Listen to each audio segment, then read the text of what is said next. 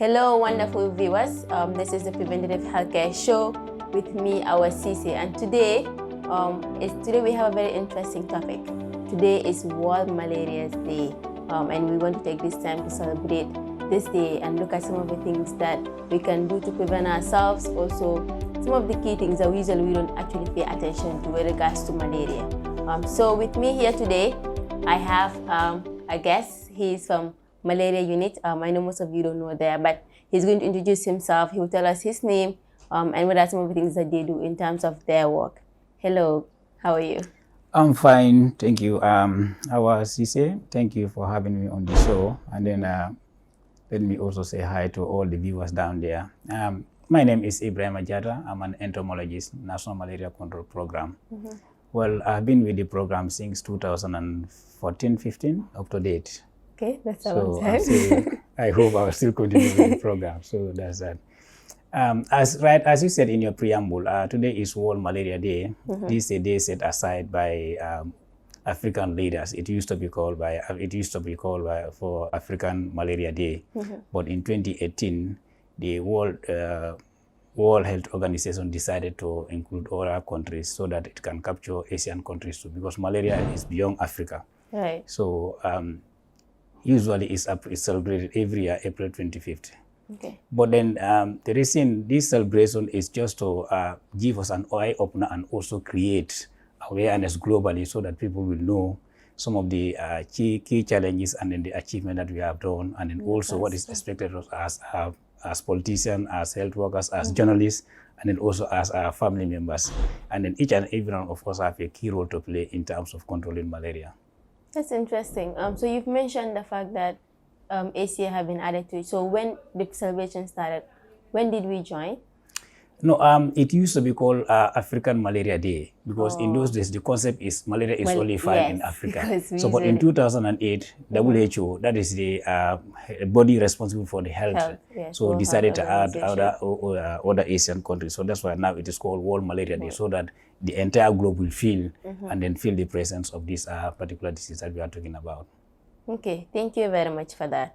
And interestingly, this year's celebration, the theme is Harness Innovation to Reduce the Malaria Disease Burden and Save Lives.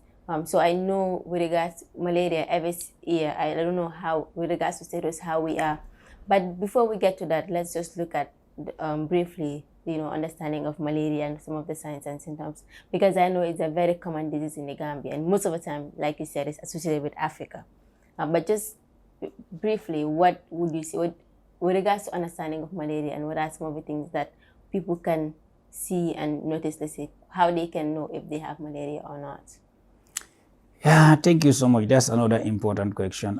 For malaria, the simple definition for a layman would understand is just to say malaria is a disease caused by Plasmodium parasite, and then also transmitted by the Anopheles gambiae mosquitoes. Right. So that's the simple definition that a layman would understand. But then it goes beyond that in terms of if you are dealing with scientific terms. Right.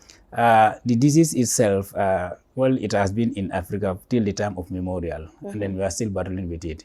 Thank God that looking at the theme for this year's celebration, innovation, which is very important. Like we have seen over the years, the tools that we are using to fight against malaria, they have done tremendously in terms of reducing the number of and then burden of malaria in sub-Saharan Africa. But however, some of those tools with the emerging of these insecticide resistance and then also resistance to the drug. So we need new tools for us to be able to reduce the disease burden further. So that also calls for innovation. So we need to be innovative in terms of the way we articulate it, in terms of the way we face it, in terms of the way we approach things. So that's a way forward for now. Okay. You talked about what how you define malaria.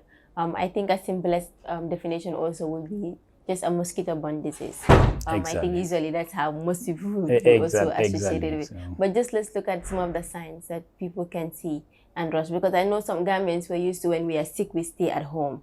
We don't go to the hospital. And I understand that with regards to especially malaria, if you leave it untreated, it can get to a point where it can get to cerebral malaria or certain at certain stages of malaria, which actually can be very critical and chronic. But what are some of just the minor signs people can see and know that this is a trigger sign of malaria and I need to rush to the hospital? Yeah, exactly.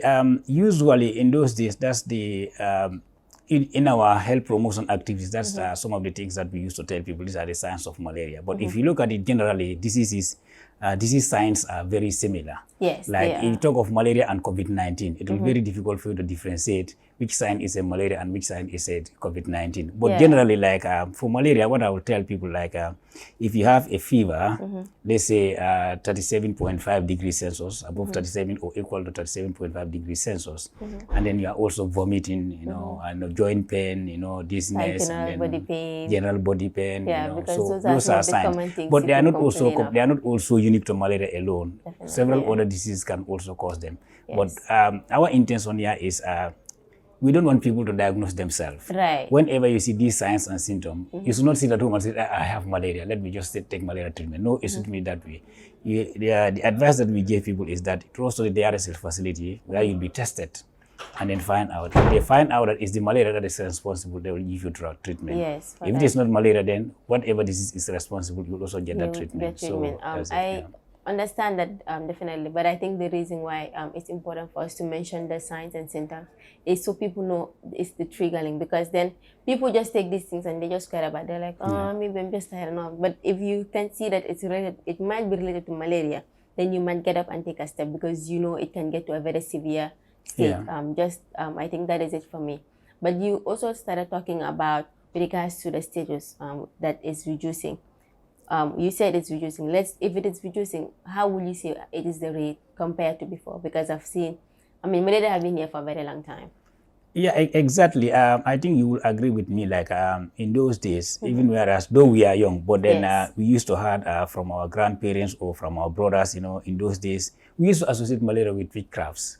You know, at times when you have severe malaria, people used to, you know, mention other people's name. They keep on saying things that are not necessary. But nowadays, you hardly hear some of those things. And then right now, as we are talking, currently as a country, our prevalent rates, we just the MIS that we concluded in 2017 is 0.1 nationally. And then thank God this year also we'll be doing another MIS survey to gauge whether the prevalence is still reducing or is stagnant or is still increasing. So, but now, as we speak nationally now, the malaria prevalent rate is 0.1% countrywide. Okay, because this year I've been in the hospital mostly, and I've seen a lot of cerebral malaria cases. So I don't know, and I can see why people can relate it before with witchcraft, because then when you have cerebral malaria, you can start talking because you're unconscious, so you can say a lot of things. But because of that, just people can relate. So I don't know how it is, because you said you guys are getting there. And with regards to this year's theme, definitely I think what's the outstanding thing for me there is the resources, like how we can take the resources that we have and be creative about them to reduce the disease condition of malaria. So what will you say that what are some of the things that we have as a country that we can use, because you've been in the system for a very long time? Yeah, I think for when it comes to fight against malaria, first I'll mention human resource, which is also key. You may have all the instruments, but if the human resource is not there, it's still there's nothing that you can do. But then when it comes to human resource, I think at central level, regional, we have enough human resource to be able to tackle malaria burden that is we are facing now. And then that one also couples with facilities. Like you remember in those days, most of the treatment is based on clinical. In fact, that has also contributed to the high number of malaria cases. But now, thank God, all the health facilities, all the community clinics, and then even at village level, malaria is based on confirmation now. We don't give treatment based on clinical malaria or whatsoever. And so our guideline is strictly mentioned that already. So even if you go to the community now, where even the village health workers, they are using RDTs to test for malaria before you are giving treatment. So that shows us that resources are there. The only thing that is also affecting us now as a country, I think we cannot depend entirely on donors. That's something that is not sustainable. Yeah, it's a very big problem of this country. It's not sustainable. So especially nowadays we are facing with donor fatigue.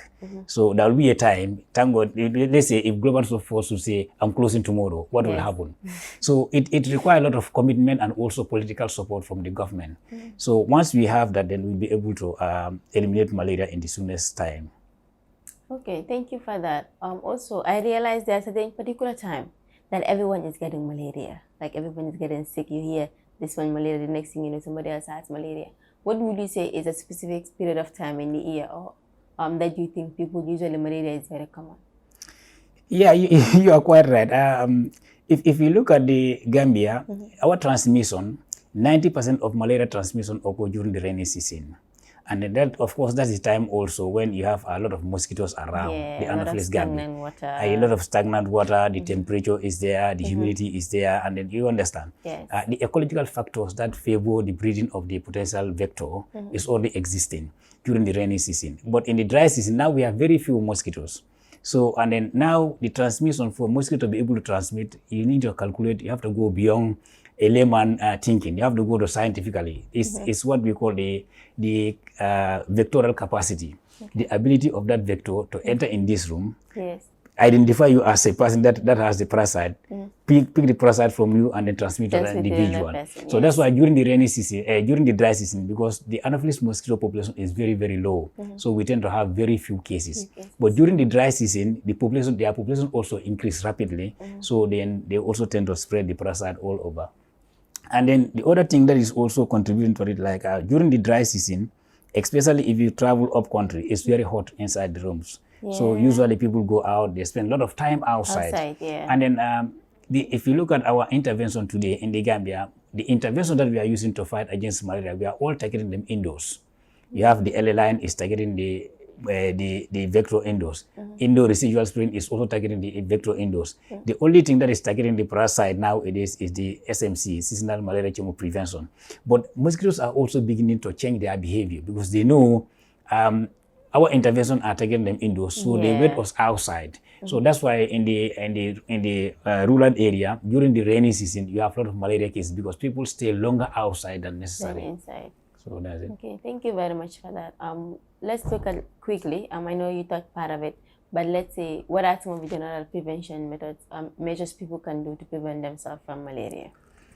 As a program, we have what we call core intervention and also supportive intervention. At program level, our number one preventive measures, which has partly contributed towards the reduction of malaria burden in this country, is what we call IVM, integrated vector management. That's where you have LLIN, bed nets. You understand?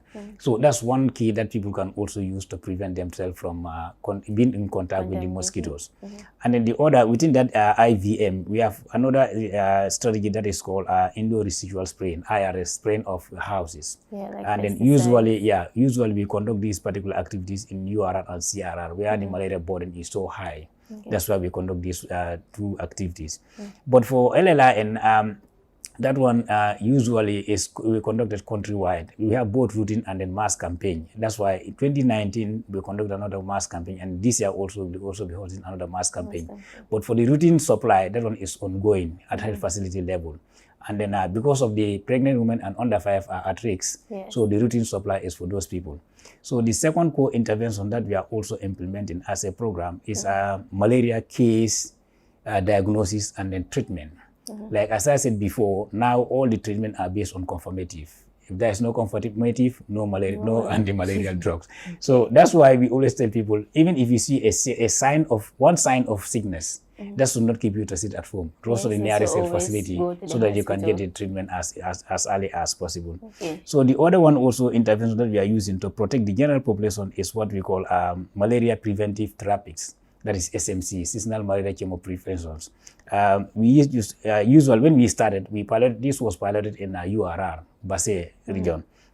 But now, because of we have seen it has impacted on reducing the number of cases on under 5, so we now roll it out. Now we are implemented in URR, CRR, LRR, and then Brikama region too. So this particular intervention is targeting children under 5, and no, only children under 5. Children under 5. So, and then the most important thing that we are also doing as a program that is also guiding our intervention is called monitoring evaluation, and then operational research, M&E. So that one also gives us a guidance. That's why if you look at the country, in certain region, you go there, you find one intervention. In other parts of the country, you find 2 or 3 interventions. So we use that as a decision-making tools that inform us where malaria cases are coming from. So that's what we are using now. Okay, thank you. So we are running out of time. Quickly, you can say, given today's World Malaria Day, people are celebrating, what is it that you have for the general public as they're watching this? Yeah, I think if you look at malaria, it's beyond Ministry of Health. Yes. Malaria is beyond Ministry of Health. Ministry of Health cannot do it alone. So it's rather calls partnership. So it has to involve a lot of partners, being families, communities, even societies, because the impact of malaria that it has caused on families and society is huge. So that's therefore for us to be able to tackle these diseases. So we have to tackle it holistically, not only leaving it with the Ministry of Health. Yes. So that's something that we really need to do. And then also the preventive measures. As I said before, some of these preventive measures, we give them free of charge. There's no preventive measure that we are selling. All the preventive measures are free of charge. Now it's the responsibility. Exactly. Mosquito nets are given free of charge. IRS is given free of charge.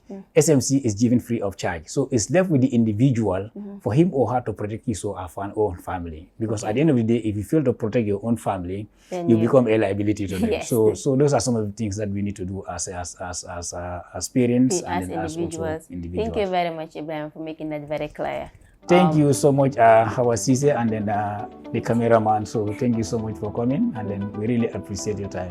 All right, thank you very much, everyone. This is very brief, and definitely we should all. The responsibility is left to us to take care of ourselves and to prevent ourselves from this disease, because it's very common and well known in the country. So please take all the preventative measures and protect yourself and your family and loved ones. Thank you very much, and see you next week.